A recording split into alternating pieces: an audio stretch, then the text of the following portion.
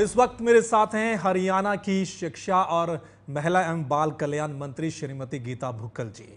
Ma'am, आपका स्वागत है हमारे इस खास कार्यक्रम में। सबसे पहले मैं आप ही से जानना चाहता हूं कि पिछले 4.5 साल में तकरीबन इन दोनों महकमों के लिए, खासकर शिक्षा जो मंत्रालय है उसके लिए, क्या कुछ किया है आपने पूरे प्रदेश के लिए?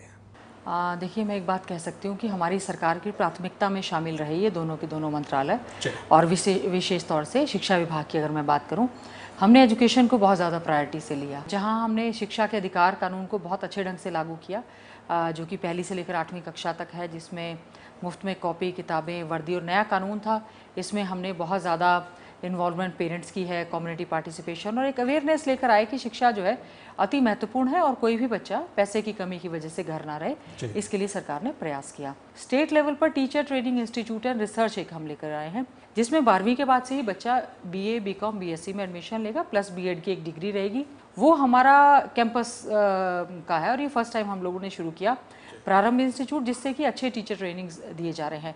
तो हमारा ध्येय ये है कि बच्चों की शिक्षा में टीचर्स को ट्रेन करना, अच्छे क्वालिटी टीचर्स भर्ती करना काफ़ी ज़्यादा एक महत्वपूर्ण इशू रहा है। स्कूली शिक्षा के साथ साथ ITI की है, और मैं अगर हायर एजुकेशन की बात करूं, हायर एजुकेशन में जहां हमने नए बहुत से कॉलेजेस खोले हैं, 95 से ज़्यादा संख्या इस समय कॉलेज हो गई है। संख्या की बजाय हमारा जोर जो है वो क्वालिटी एजुकेशन पर है। हमने इसमें कुछ कॉलेजेस जो हैं हमारे सेंट्रल ऑफ एक्सीलेंस कॉलेजेस खोले हैं, जिसमें हर तरह की हम शिक्षा देते हैं। फोकस है। फहरिस्त बहुत लंबी है, आपने जो चीजें गिनवाई हैं प्रदेश में, बहुत छोटी लिस्ट है, बताइए। नहीं, बहुत लंबी है। आपने कहा क्वालिटी एजुकेशन देने की कोशिश की गई है, टीचर्स ट्रेनिंग प्रोग्राम हमने रखा है, और जिस तरीके से रिजल्ट आया है, लेकिन अगर इन तीनों चीज़ों को देखें, जिस तरीके से रिजल्ट आया है, रिजल्ट भी बहुत ख़राब रहा है अगर हम 10वीं की बात करें तो। दूसरा, आप क्वालिटी एजुकेशन की बात कर रहे हैं, तो सरकारी स्कूलों का अगर हम हाल देखें तो आज सभी के सामने है। मैं यहाँ एक बात कहना चाहता हूँ, बहुत कुछ किया आपने, बहुत कोशिश की है, लेकिन आज भी माँ बाप जो हैं वो नहीं चाहते कि हमारा बच्चा किसी सरकारी स्कूल में पढ़े। मजबूरी हो तो अलग बात है, गरीब हो तो अलग बात है, लेकिन कोई संपन्न आदमी नहीं चाहता कि मेरा बच्चा सरकारी स्कूल में पढ़े। इसके पीछे की वजह क्या? मैं आपकी बात से बिल्कुल भी सहमत नहीं हूँ। आज हमने हरियाणा में स्कूली एजुकेशन में जो एक बदलाव हम लोग लेकर आए हैं, 36 बैकवर्ड ब्लॉक्स थे, educationally backward blocks declared by the government of India. उसमें हमारे मॉडल स्कूल्स चल रहे हैं, वो किसी भी प्राइवेट स्कूल से बहुत बहुत बेहतरीन है। वो सेंट्रल स्कूल और नवोदय के पैटर्न पे इस समय चल रहे हैं। कितने स्कूल हैं मॉडल? 36 बैकवर्ड ब्लॉक्स हैं, 36 के 36 में हमारे मॉडल स्कूल्स इस समय चल रहे हैं। हाईली क्वालिफाइड टीचर्स हैं और बच्चे भी पूरे मेरिटोरियस हैं। किताबों का मैं जिक्र करूंगी, सरकारी स्कूलों में किताबें लेट जाना ये बहुत बड़ी पुरानी एक परंपरा रही है, और हमने उस परंपरा को तोड़ते हुए इस बार मीडिया ने नहीं कवर किया कि स्कूल खुलने से पहले ही हमारे किताबों के क्लास वाइज बंडल हमारे स्कूलों में रखे हुए थे। हर बच्चे को मुफ्त में कॉपी, किताबें, वर्दे, सारी की सारी चीजें मिली। अगर आपने कोशिश की है, पहली बार अगर हमने लगातार, हमने जैसे ही मैं मंत्री बनी, मुझे पता चला किताबों का क्या सिस्टम है, हमने उसको चेंज किया। हमने उसको बजाय कि एक ही डिपार्टमेंट, एक ही क्लासेस की भेजने की सब्जेक्ट की, हमने इसको क्लास वाइज किया, बंडल वाइज किया, लोगों की रिक्वायरमेंट के हिसाब से किया। इसके अलावा हमने स्कूली शिक्षा के साथ साथ क्लास रेडीनेस प्रोग्राम एक चलाया कि बच्चों को इंटरेस्ट आए, जहां हमने कंप्यूटर लैब्स के साथ साथ पूरा एक ICT सिस्टम को इंट्रोड्यूस किया है। क्लास रेडीनेस प्रोग्राम हम लेकर आए कि जैसे ही स्कूल खुलता है, कई बार बच्चों को पढ़ाई अपनी इंटरेस्टिंग नहीं लगती, उसमें हमने बच्चों को किताबी ज्ञान के साथ साथ प्रैक्टिकली उनको बाहर फील्ड में लेके गए।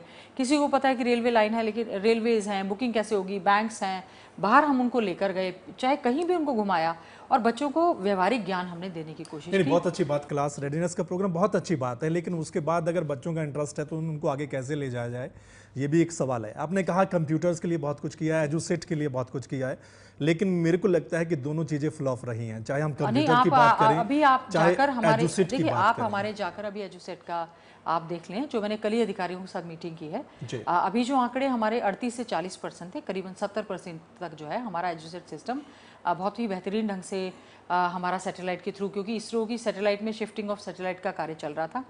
कुछ जगह क्या था कि बिजली की समस्या की वजह से बैटरी बैकअप की प्रॉब्लम थी, वहाँ पर हमने जनरेटर सेट्स का प्रावधान करवाया है, नई बैटरीज परचेज करवाई हैं, और हमारा ये कोशिश है कि जहाँ कम से कम टीचर्स नहीं है वहाँ हमारी प्रॉपर तरीके से बच्चों तक शिक्षा पहुँचे। लेकिन करोड़ों रुपए खर्च किए गए एजुसेट सिस्टम पर। अब अगर 5 सालों में लास्ट में अगर ये सही तरीके से काम करते हैं तो पीछे जो 4-4.5 साल में वो सही तरीके से काम नहीं कर पाए, इतने पैसा लगा दिया, उसका जिम्मेदार कौन है? उसकी जिम्मेदारी किस पर बनती है और क्या कोई कार्रवाई की गई उस? देखिए बिल्कुल कार्रवाई कर भी रहे हैं और करनी भी चाहिए, क्योंकि मेरा मानना ये है कि जब इस तरह के प्रोजेक्ट शुरू किए जाएं पायलट बेस पे स्टार्ट करने चाहिए। अब ऐसे जगह पर हमने एजुसेट लगा दिए जहाँ पर बिजली का प्रावधान नहीं था और 3 साल बैटरी पड़े पड़े वो खराब हो गई, लेकिन हमने इसको प्रॉपर मॉनिटरिंग की। इसको लगाया गया बहुत अच्छी नीयत के साथ में था कि टीचर्स की शॉर्टेज है, बच्चों को लेटेस्ट नॉलेज उनको देनी है, लेटेस्ट लेक्चर प्रोवाइड करने हैं, नेशनल इंटरनेशनल टाइप की ट्रेनिंग हम देना चाह रहे हैं। और हरियाणा में ये किस मंशा के साथ शुरू किया गया एजुसेट प्रणाली, जो कि आज हमारे कॉलेजेस में भी बहुत बेहतरीन तरीके से चल रही है। चलिए, अच्छी बात है, बहुत अच्छे तरीके से चले एजुसेट सिस्टम।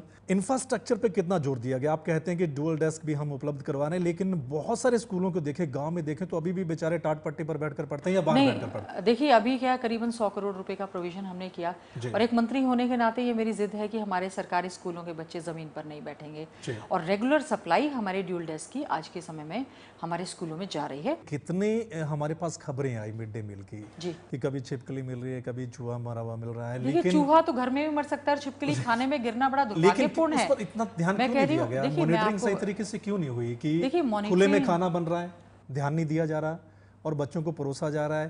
देखिए उसमें जहां भी इस तरह की कोई शिकायत आई, हमने बहुत ही सख्त तरीके से इससे लिया। मैंने बहुत से स्कूल्स में विजिट किए, बड़े बड़े बर्तन हमने उनको दिए हैं, गैस के चूल्हे दिए हैं, बर्तन दिए हैं बच्चों को खाना सर्व करने के लिए। आज हमारे बच्चे बहुत खुश हैं, जो बेहतरीन तरह का खाना उनको मिल रहा है। जहाँ तक छिपकली, देखिए छिपकली के इंसिडेंट्स कई हुए, मैं कहना नहीं चाहूँगी, एक दो जगह तो ऐसी शिकायतें आई कि ये शरारत हुई है, और हमने इस पे जांच भी की है और कार्रवाई भी उस पे कार्रवाई हुई है। मतलब बिल्कुल कार्रवाई में तो अगर कोई शिकायत आती है उसमें कार्रवाई में मैं कभी देर नहीं लगाती।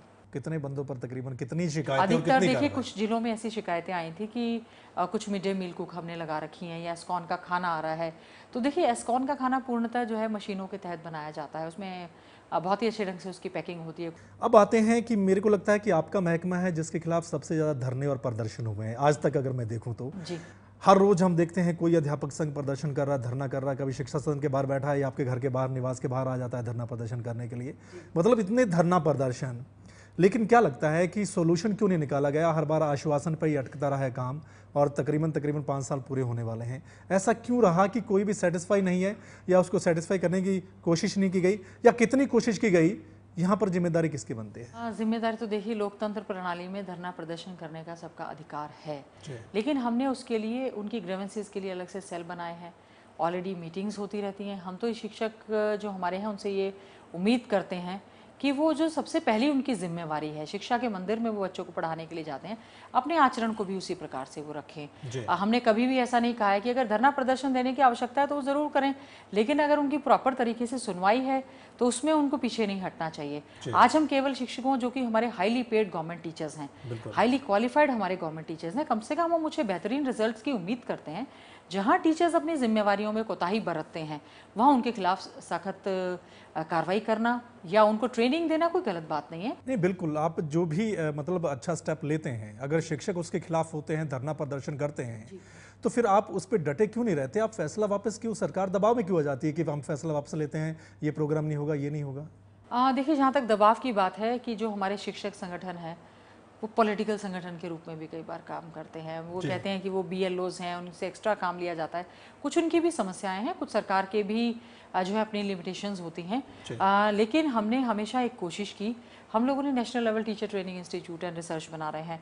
हमारी कोशिश है, एक तो मशरूम की तरह बहुत सारे कॉलेजेस, B.Ed कॉलेजेस नहीं खुलने चाहिए। शिक्षा मंत्री बनने के बाद सबसे पहला हमने मुख्यमंत्री जी से, HRD मिनिस्टर को एक चिट्ठी लिखवाई कि we don't require any more B.Ed colleges in our state. जितनी संख्या है वो हमारे बच्चों को पूरी तरह से चल रही है, क्योंकि इतने प्राइवेट इंस्टीट्यूट्स हमारे खुल गए, चाहे हम B.Ed की बात करें, चाहे पॉलिटेक्निक की बात करें, और चाहे नर्सिंग की बात करें। बाढ़ आ गई, बच्चे हजारों की तादाद में, लाखों की तादाद में बाहर निकल रहे, पास आउट हो रहे हैं, खासतौर से नॉन अटेंडिंग या रोजगार नहीं मिल रहा है। लेकिन ये भी इसी सरकार में हुआ था, क्या उनके रोजगार के लिए कोई प्रबंध किया गया? लाखों की तादाद में ये जो बच्चे निकल कर आ रहे हैं, उनको रोजगार कैसे मिलेगा? देखिए रोजगार के लिए हमारी सरकार बहुत ज़्यादा गंभीर है। जैसे मैंने बताया, इवन इन स्कूल्स आल्सो हमने अपने प्लेसमेंट सेल कर दिए। ITIs में हमारे प्लेसमेंट सेल हैं। हमने बहुत सी कंपनीज़ हैं बहुत से बड़े बड़े मल्टीनेशनल कंपनीज़ हैं, चाहे वो हीरोज़ हैं, जिंदल्स हैं, टाटाज़ हैं, टेक्सटाइल इंडस्ट्रीज़ हैं, ट्रांसपोर्ट इंडस्ट्रीज़ हैं, उनके साथ हमने थर्मल पावर प्लांट्स हैं, उनके साथ टाई अप करके हमने किया हुआ है। वो पहले से ही अपना कोर्स बताते हैं, बच्चे हमारे एडमिशन लेते हैं और वो पास आउट होते हैं।